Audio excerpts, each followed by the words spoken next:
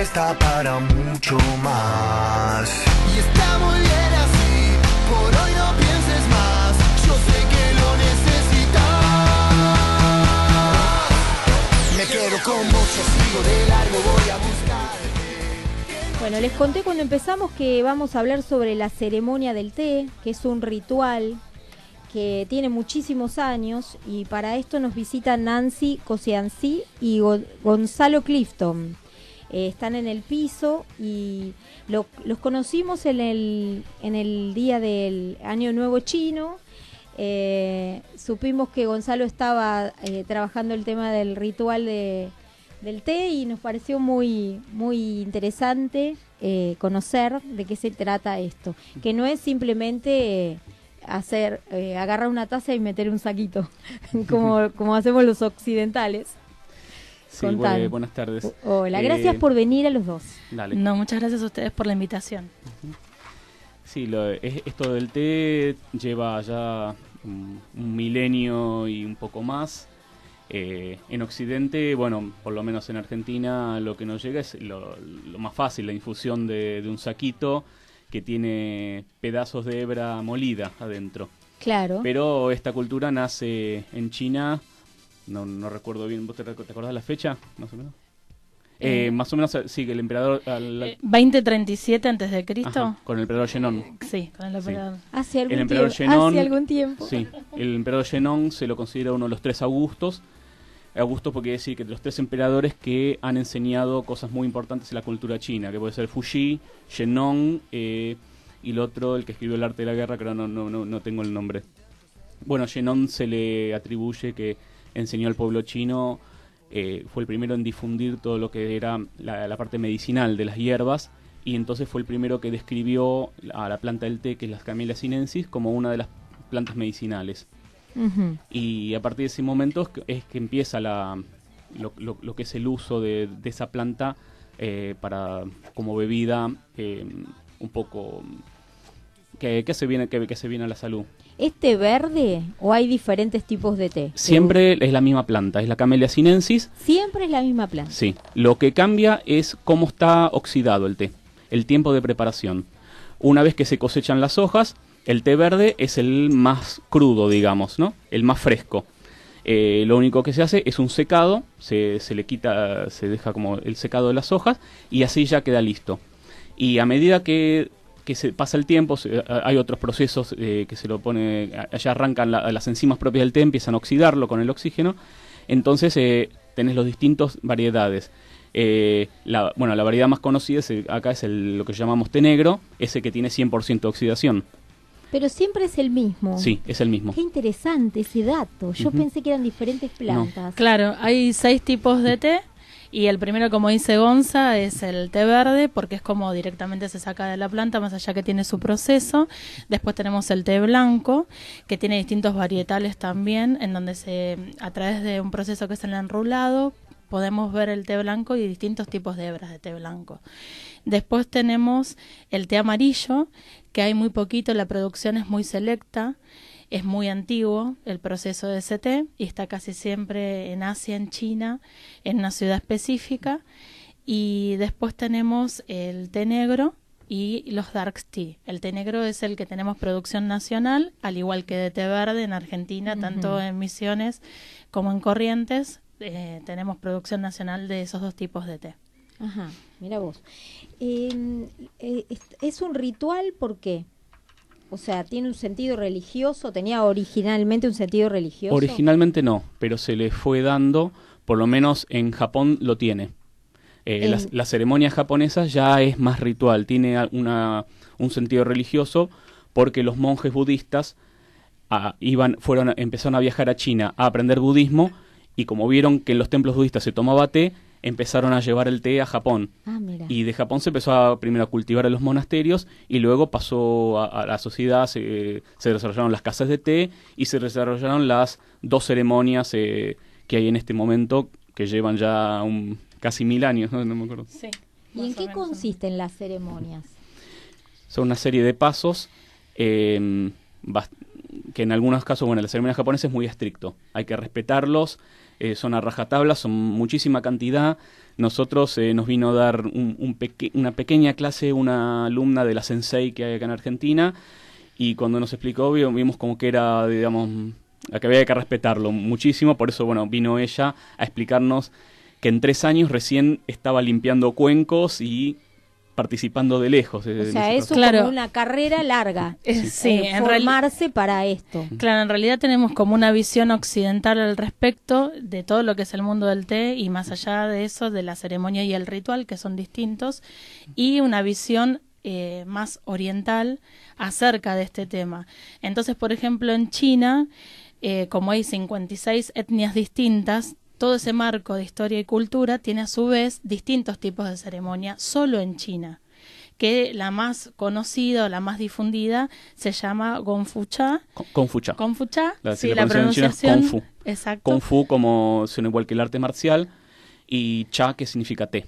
Claro, que usualmente se hace por la antigüedad en la dinastía Tang, que es la dinastía donde más se desarrolló el té, si bien viene desde antes, que era un alimento y era para la salud. Ahí se empezó a desarrollar el avance de las artes, como por ejemplo la vajilla, y las vestimentas que usaban en ese momento hacen que al preparar el té las mujeres hagan distintos movimientos que parecen como que estuviesen danzando, pero en realidad están preparando el té. El tema de preparar el té tiene que ver con ciertos principios que se comparten, y eso lo hace ritual. Lo más importante es el té. Y la tetera, que es el vientre donde se prepara el té con el agua. Tiene que ver la temperatura, el maestro es toda la vida, desde que se empieza a aprender, es un aprendizaje de siempre, no es como acá que estudiamos y listo, se termina, ¿no? Claro, no, Es tenés un que aprendizaje, continuar. claro, un maestro es alguien que sabe desde la preparación en la tierra y el cultivo, y lo desarrolla durante toda su vida y elige a sus discípulos. Es un arte, está relacionado con la música, con la caligrafía, con la poesía. pintura, la poesía. Un gran maestro de té es aquel que puede manejar todo ese arte y ponerlo en la mesa y hacer que el té sea el rey, y que lo más importante sea el vínculo que te brinda cuando se está preparando el té. Nunca vas digamos, en ese momento, ese instante es lo más importante. No hay otra cosa que te distraiga, sino Eso- es ese momento. Es importante El brindar. el dar, claro. Ese es el eje de la Porque ceremonia. lo estás preparando para Te estoy otro. dando lo mejor que tengo.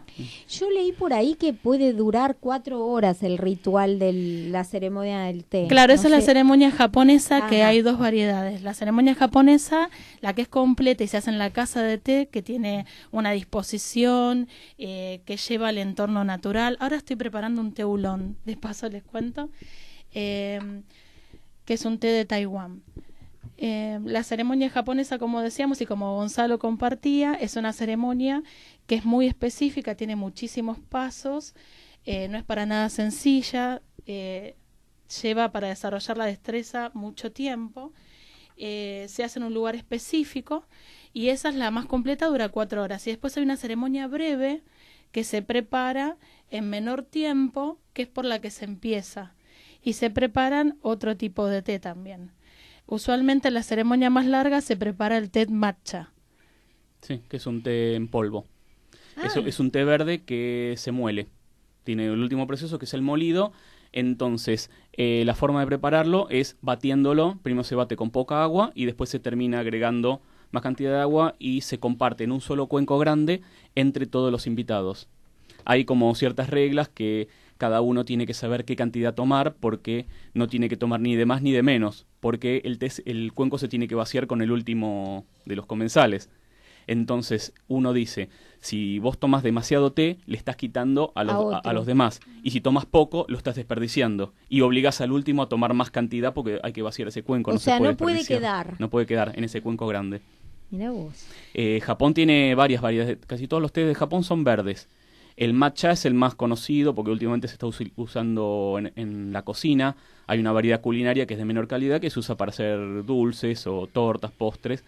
Pero Japón tiene muchas calidades de ese mismo té. Y tiene otros tés de hebra común, hebra grande, como puede ser el sencha, el tencha o el bancha, que está muy difundido entre los macrobióticos. Y tienen un blend, porque también el concepto de blend es distinto. ¿Tomamos? Para tomar el cuenco, lo primero que hacemos es, tomamos el cuenco de esta forma, que son 2 dedos delante, 1 detrás. Lo primero que hacemos es apreciar visualmente el té, luego sentimos el aroma y luego lo degustamos, siempre con un mínimo de 3 sorbos.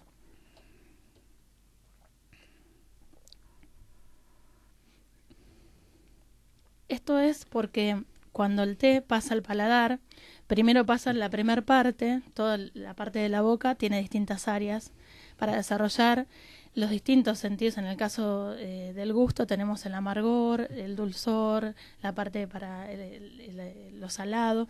Entonces hace que el té vaya hasta atrás y después tiene también en algunos casos algunos tés que tienen un retrogusto que al ingresar oxígeno en la boca hace que el té lo sintamos de otra manera. Si luego aspiren oxígeno, de manera que cambia la sensación en la boca. Usualmente en esta ceremonia, si nosotros vemos cómo toma el té en China, en Japón, nos va a parecer que hacen chanchadas, ¿no? Porque hacen como un sorbo.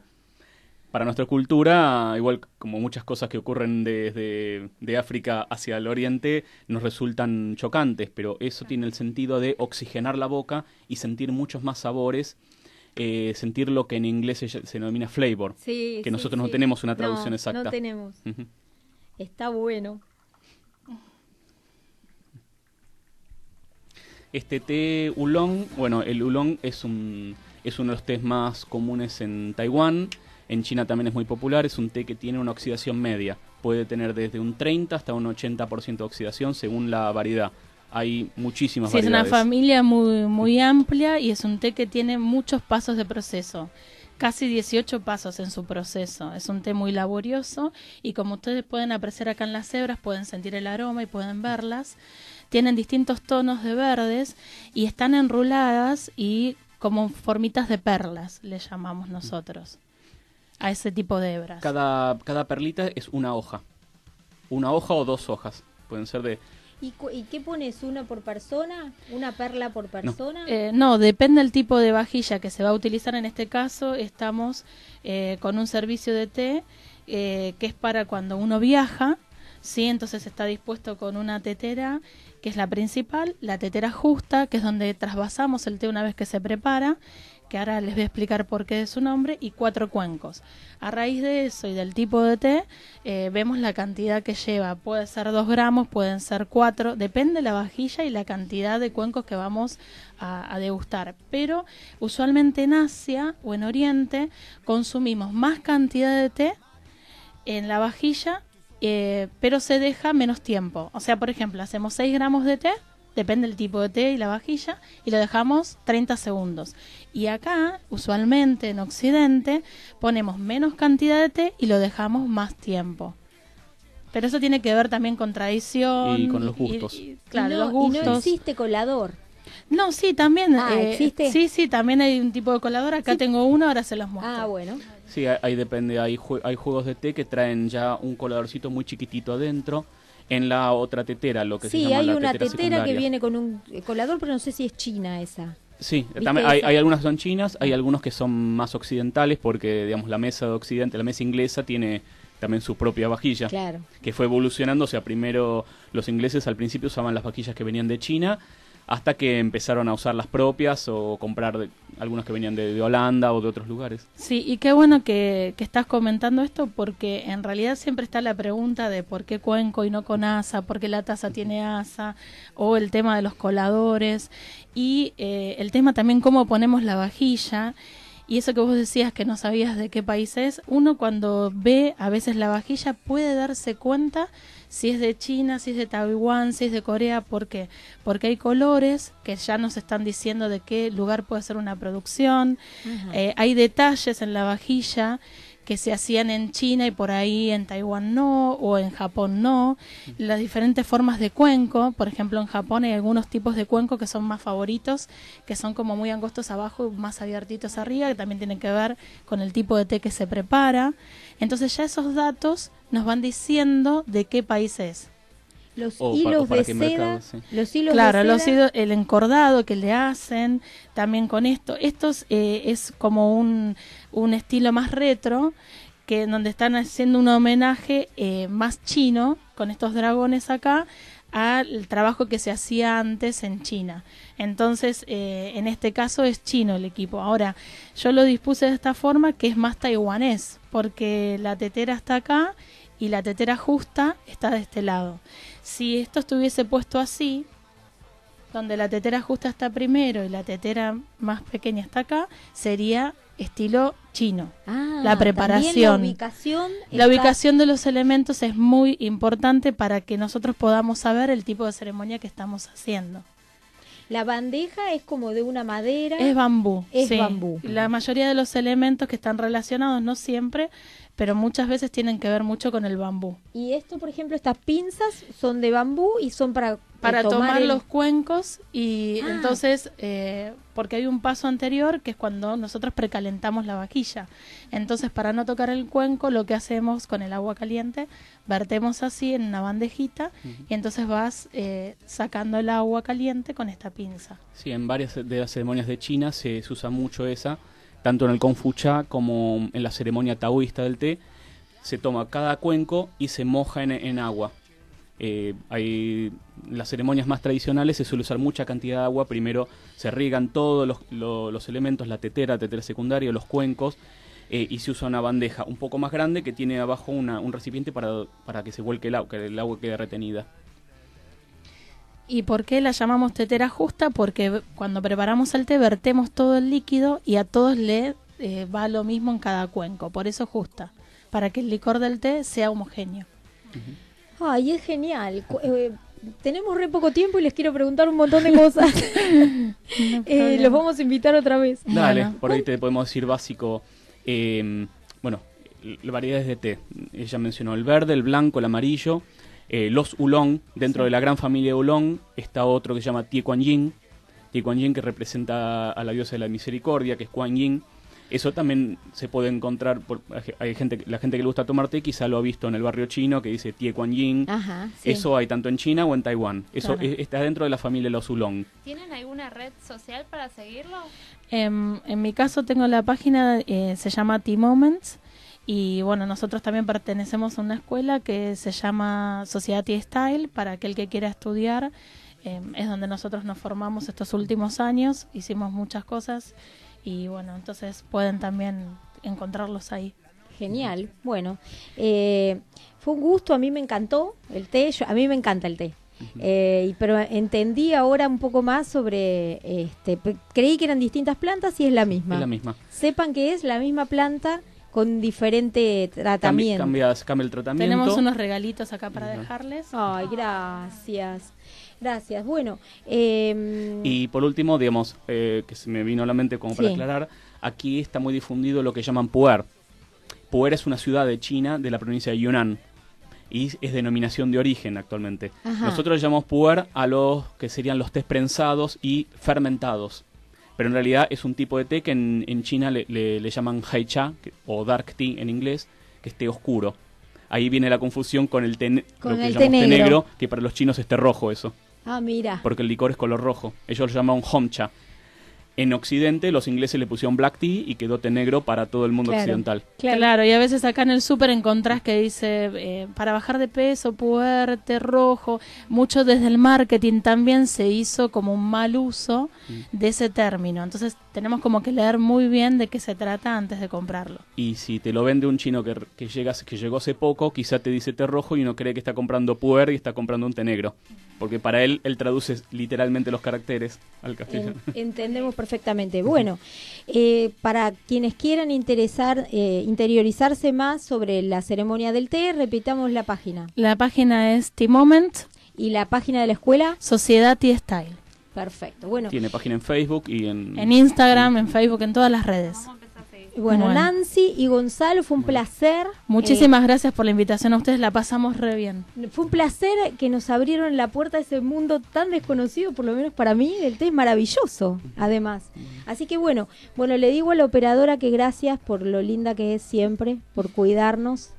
a Paola Ramírez Ledesma, hermosa, gracias. Y a los oyentes, que volvemos el viernes, como siempre, y que los buenos vecinos siempre vamos por más. Por la capital, me gusta que seas tan dramática, tus ojos dibujan una eternidad.